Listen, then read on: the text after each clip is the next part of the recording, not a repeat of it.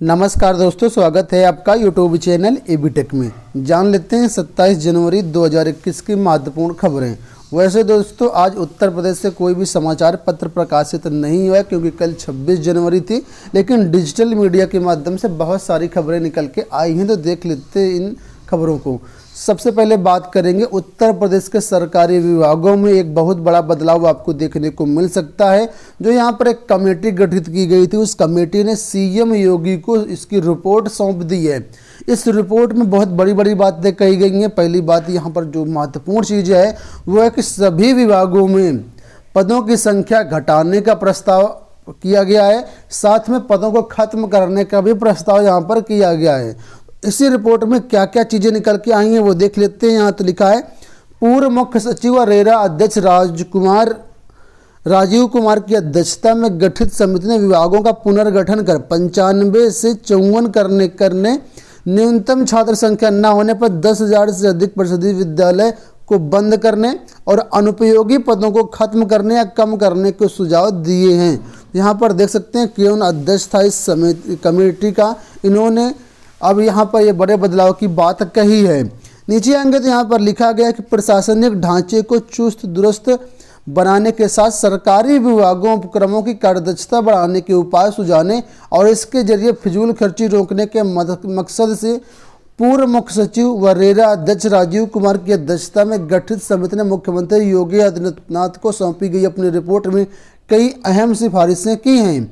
समिति ने विभागों का पुनर्गठन कर 95 से 54 विभाग करने का प्रस्ताव दिया है। साथ में न्यूनतम छात्र संख्या न होने पर 10,000 से अधिक परिषदीय प्राथमिक विद्यालयों को बंद करने का भी सुझाव दिया है। यहाँ पर आप लोग देख सकते हैं कि कौन कौन से पदों को खत्म करने या कम करने की सिफारिश की गई है। तो सबसे पहले यहाँ पर बात की गई परिषदीय विद्यालयों में, जहाँ पर भी जिन विद्यालयों में 30 से कम छात्र हैं उन विद्यालयों को बंद करने की बात कही गई है। 10,000 से ऐसे अधिक विद्यालय हैं जहां पर ये प्रभावित हो सकते हैं, इन पर नियम लागू हो सकते हैं।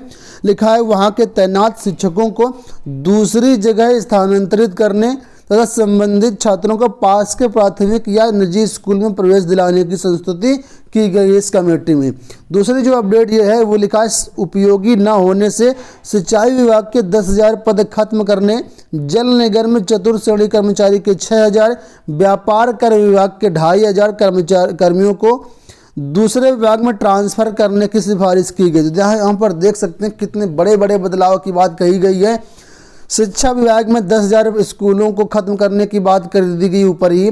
यहाँ पर 10,000 सिंचाई विभाग के पदों को भी खत्म करने की बात कर दी गई। जल निगम के 6,000 कर्मचारी, व्यापार कर विभाग के 2,500 कर्मचारी। तो ये देखिए कितने बड़े बदलाव आपको देखने को मिल रहे हैं उत्तर प्रदेश सरकार में। आगे लिखा है, बदले परिवेश में भूमि अध्याप्ति विभाग की जरूरत नहीं रह गई है। इस विभाग के विभिन्न श्रेणी के पदों को अन्य विभागों में स्थानांतरित करने के लिए भी कहा गया है। इसके अलावा अगली जो सिफारिश है वो ये है कि राजस्व, सिंचाई, व्यापार कर विभाग में संग्रह अमीनों व सिंचाई विभाग में नलकूप संचालन के पदों की उपयोगिता नगण्य होने से पदों को कम करने पर विचार करने को कहा गया, यानी ये पद भी खत्म करने के लिए कहा गया है। साथ में बोला गया, बेसिक शिक्षा विभाग में अनुकंपा पर चतुर्थ श्रेणी कर्मियों को रखने का रिव्यू करने के साथ ही नियुक्ति पाने वाले 12,000 कार्मिकों को दूसरे विभाग में स्थानांतरित करने के लिए कहा गया है। जो अनुकंपा पर चतुर्थ श्रेणी कर्मचारी रखे गए थे, 12,000 ऐसे कर्मचारियों की संख्या बताई गई, इनको भी यहाँ पर दूसरे विभाग में ट्रांसफर करने की बात कही गई और इन पदों को खत्म करने की बात करी जा रही है। अगला जो पॉइंट यहाँ पर लिखा, प्रदेश के 58,872 ग्राम पंचायतों में आधुनिक संचार सुविधाओं से युक्त ग्राम सचिवालय स्थापित किए जाएं, जिनमें कम से कम 1% प्रशिक्षित कार्मिक शामिल हों। आईटी विभाग की बात की गई कि आईटी विभाग का पुनर्गठन तमिलनाडु की तर्ज पर अलग अलग कैडर, ठीक है, यहाँ पर भी कई सारी चीज़ें यहाँ पर एक बात करी गई है। इसके बाद नीचे आएंगे तो यहाँ पर दोस्तों और कुछ अपडेट्स हैं। अब जो कर्मचारी नियुक्त किए जाएंगे उनके लिए क्या प्रावधान लागू होंगे उसके लिए भी सिफारिश की गई है। तो यहाँ पर देखिए लिखा है, सीधी भर्ती के सामान्य वर्ग के लिए अतः अधिकतम आयु सीमा 40 वर्ष से घटाकर के 30 वर्ष की जाए। आरक्षित वर्ग के लिए अतिरिक्त 5 वर्ष यथावत बने रहे, यानी सामान्य वर्ग के लिए जो सीमा है अधिकतम 40 वर्ष उसको घटा करके 30 वर्ष की गई है।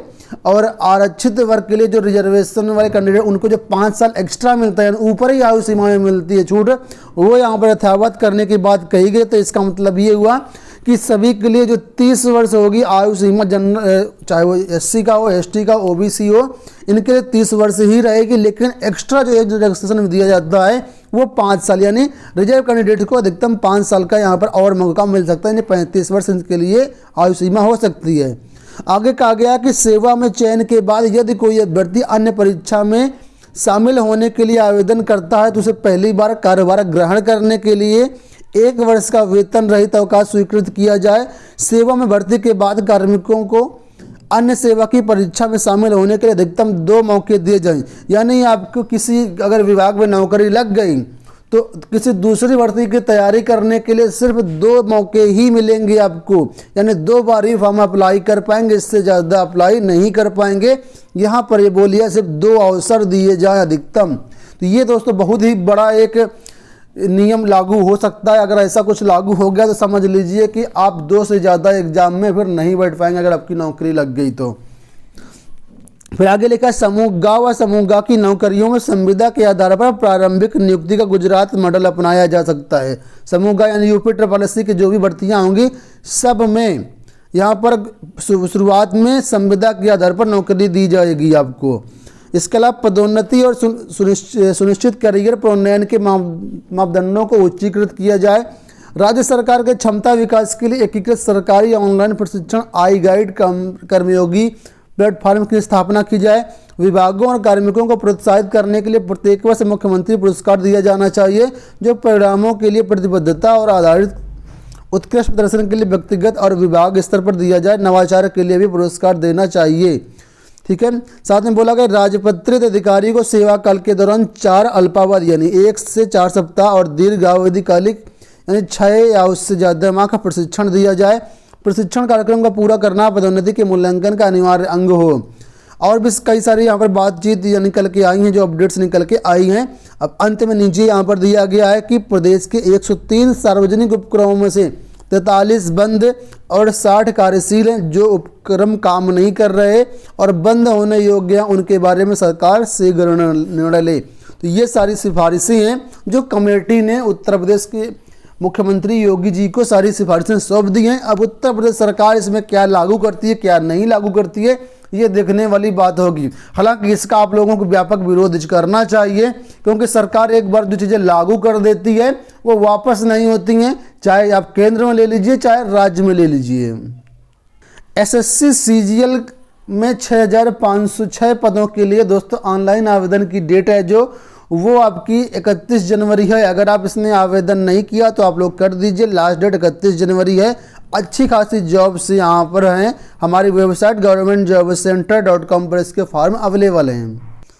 अगली एक सूचना आप लोगों के लिए कि हमारा exam preparation bye ABTech Android app launch कर दिया गया, गूगल प्ले स्टोर पर अवेलेबल है। बहुत सारे कोर्सेज हमने यहाँ पर अवेलेबल करा दिए हैं और भी बहुत सारे कोर्सेज यानी TGT PGT के जो हर विषय के टेस्ट सीरीज है जल्दी ही हमारे इस ऐप पर अवेलेबल हो जाएगी।